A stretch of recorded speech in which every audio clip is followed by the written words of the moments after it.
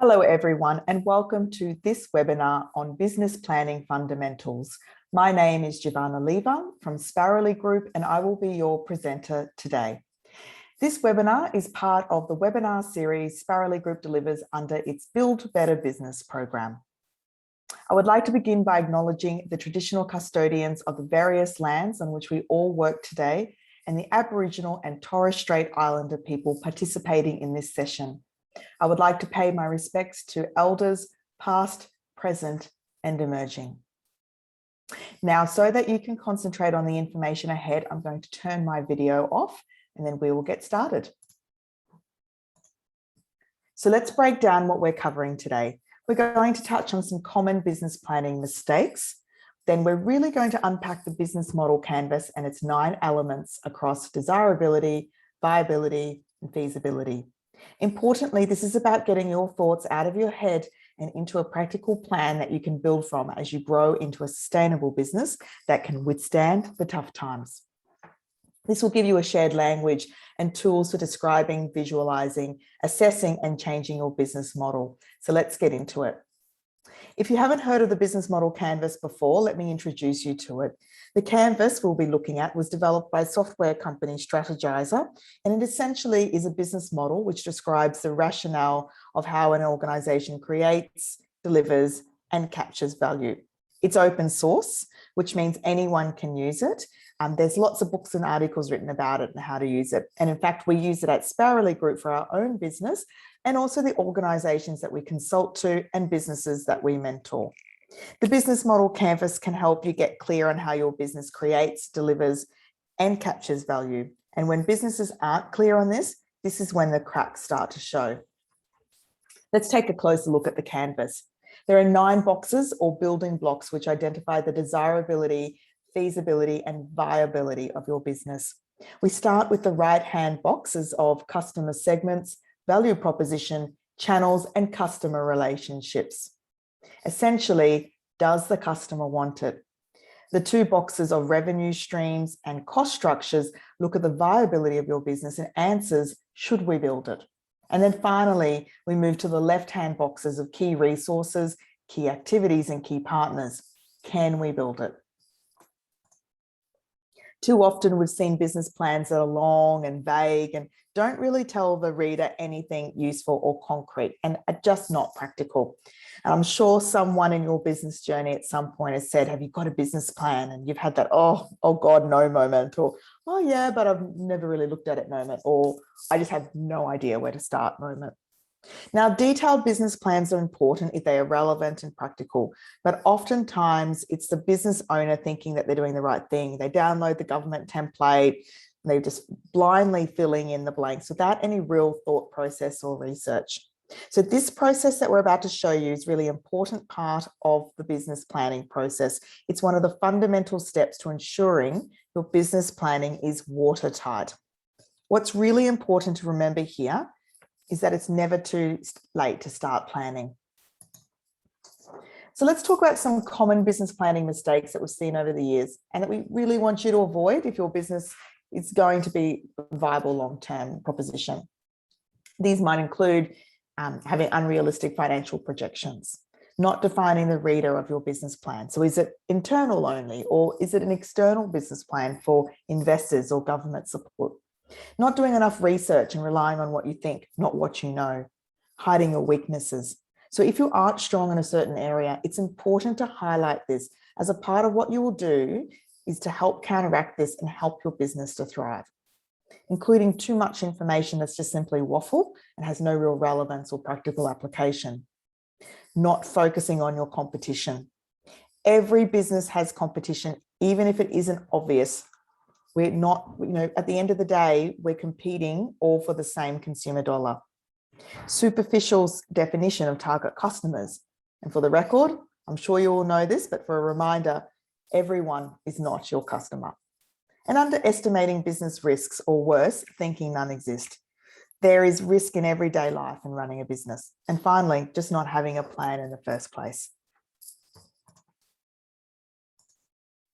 So in plotting out your business model canvas, it allows you to get clear on your business promise. So let's get into it. Starting on the right-hand side of the canvas in the desirability section, let's look at your value proposition. This is the box central to the business model canvas, but also central to your business. To start with, ask yourself, what problem am I trying to solve with this business and for whom?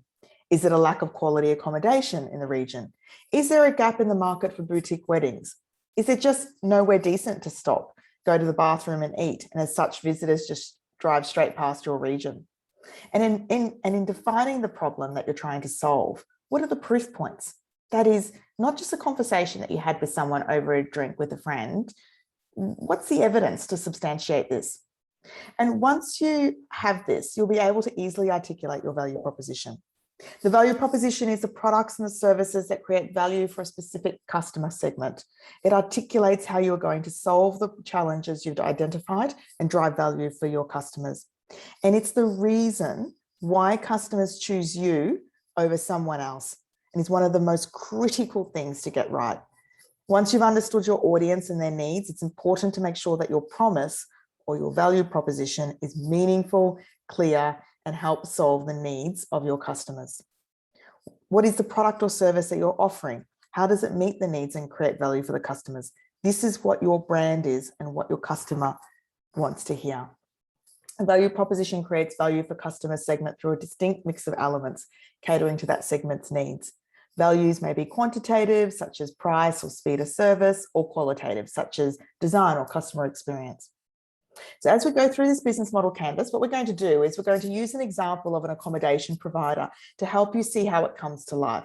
So for example, you might offer boutique farm stay accommodation or a country style retreat, or it might be a short stay or specific long-term accommodation. Perhaps part of your value proposition is your location in relation to specific landmarks or destinations. Or you might have a strong commitment to sustainability, and that's what makes you unique. It may be that your accommodation offering is ideal for parties or for venue hire, for example, retreats or as a wedding venue. So to recap, you need to get clear on the problem that you are solving and define it through the value proposition, how you will solve it and what value it brings. Now we move over to the right to customer segments, or in other words, your target market. These are the different groups of people or organizations we aim to reach and serve. So now that you're partway there from having undertaken your value proposition and identifying the problem, this will help you really drill down here on your customer segments. In most cases, you may define one or large or small customer segments. And as a business owner, you'll need to make some conscious decisions on the segments which you want to serve and those that you can't. In identifying who your customer is at an individual level, it may help you by defining them with the use of persona development. And that way you can start to put yourself in their shoes. These personas represent a customer segment. So let's say your persona, her name's Jane and she's 28. She's a woman based in Sydney who is planning a small and intimate destination wedding. And she's looking for a venue or to have the wedding and also a place for her family to stay. So if you were an accommodation provider, you would have a customer segment called brides or wedding parties. Other examples may include the short stay visitors, groups as opposed to couples, for example, weddings, the wedding guests versus those getting married on the property. You may also be able to go deeper here into niche segments of age brackets and interests. These may be retirees or families or people with disabilities, people traveling with animals, for instance. Moving on to channels, these are the ways we communicate and reach customer segments to deliver the value proposition. They are the main customer touchpoints which play a role in the customer journey. Channels serve several functions in delivering a value proposition to the customer, raising awareness, allowing customers to purchase, helping customers to evaluate your value proposition, and providing post-purchase customer support. So channels can be both direct and indirect, owned or partner channels. So as an accommodation provider, the channels you're most likely to be on will be your own website, social media channels, say Facebook and Instagram as an example, booking platforms like Airbnbs or stays, and of course, word of mouth and review channels such as TripAdvisor and Google reviews. So from these channels, we move to the customer relationships created with your customer segments. Customer relationships can be driven by the following motivations of acquisition, retention, and boosting sales, or your upselling. Another way to look at this is how do you get, keep, and grow your customers? As a business, you need to determine the types of relationships you want to establish with each customer segment. And each relationship formed based on your business model will deeply influence their customer experience. So some examples of customer relationships might include traditional communication through website or social media, your own newsletter, or inclusion in third-party newsletters. It might be through referral programs or discounts, such as partnerships with luxury escapes. Earned media, so inclusion in local or regional papers and magazines, or destination features in national magazines. Some of you may be familiar with this, these organised PR opportunities by your state tourism organisations, such as Destination New South Wales and Visit Victoria and Tourism and Events Queensland, where they form partnerships with publications such as Delicious, Sydney Morning Herald, Travel Magazine, and TV shows such as Sydney Weekender. It could also include word of mouth. And as we all know, this is one of the most powerful but hard to track ways of acquiring customers. And of course, nothing beats good old-fashioned, intuitive and consistent customer service. So based on the accommodation provider example, we can now see these boxes complete here, outlining the desirability of the offering. The 4 boxes of customer segments, value propositions, channels, and customer relationships work collaboratively and overlap. Imagine interconnected arrows into each box. Let's move into the viability. And now let's look at the costs involved. Starting with revenue streams. Essentially, that's the strategy to make money. Based on your identified customer segments, you'll be able to identify what they're truly willing to pay based on your value proposition. So a business model can involve 2 different revenue streams. Firstly, one-time customer payments and transactional revenues. And secondly, recurring revenues resulting from ongoing payments to deliver the value proposition or provide post-purchase customer support, such as subscription services. Each revenue stream may have different pricing mechanisms, such as fixed list prices, volume, or market dependent. Some examples of ways to generate revenue streams as an accommodation provider can include usage fees, so seasonal and accommodation based on style. You may have venue hire rates and packages for events like weddings or retreats, for instance. Next up are the cost structures. So that's the costs incurred to operate the model. Creating and delivering value, maintaining customer relationships, and generating revenue all incur costs. These can be calculated relatively easily once key resources, activities, and partnerships are confirmed. Generally, there are 2 cost structures, cost-driven and value-driven. Cost-driven business models focus on minimizing costs wherever possible, for example, a budget airline. Value-driven are those businesses that are less concerned with the cost implications of a business model and instead focus on value creation. So a luxury resort, for example. You want to look at your cost structures as either fixed or variable. Fixed costs are those that remain the same despite the volume of goods or services produced. These include salaries, rent, and internet, for example. Variable costs, though, are those that will vary proportionately with the volume of goods and services produced, such as food costs, electricity, and cleaning costs.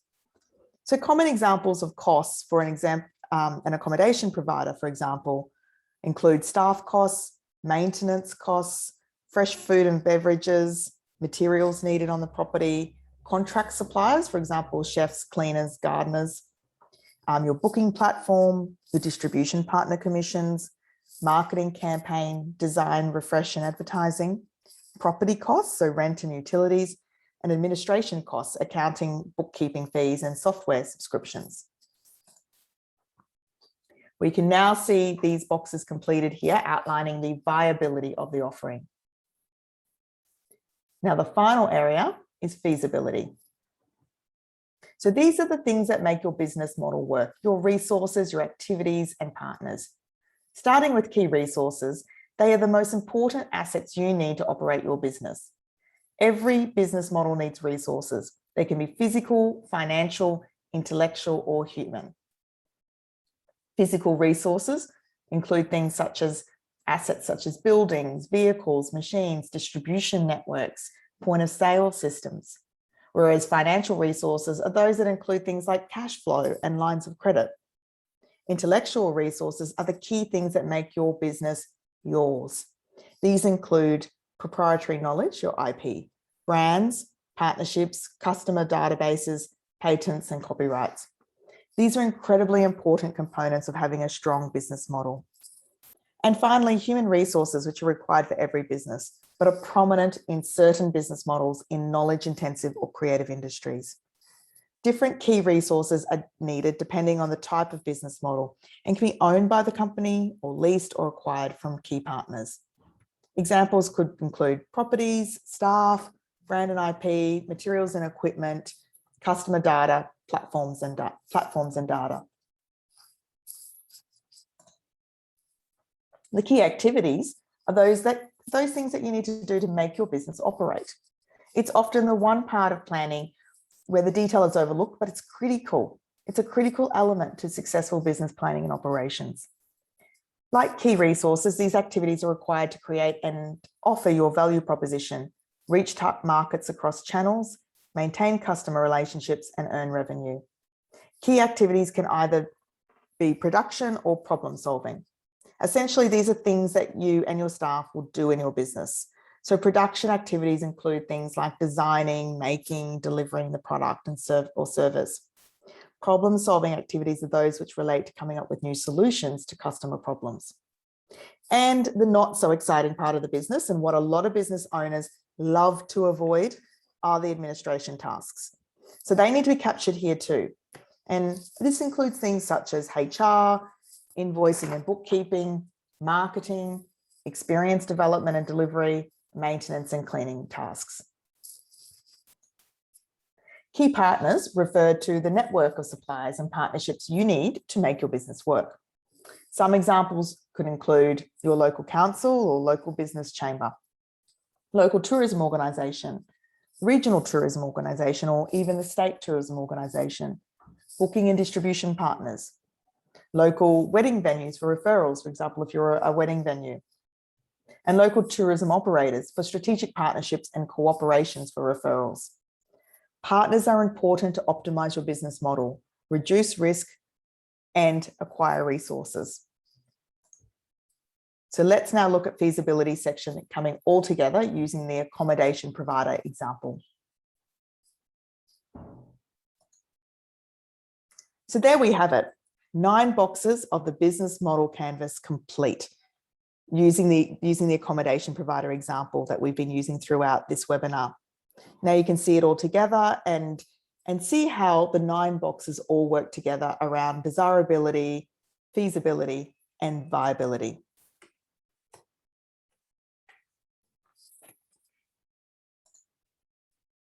So that concludes our breakdown of the business model canvas. Let's recap what we covered off today.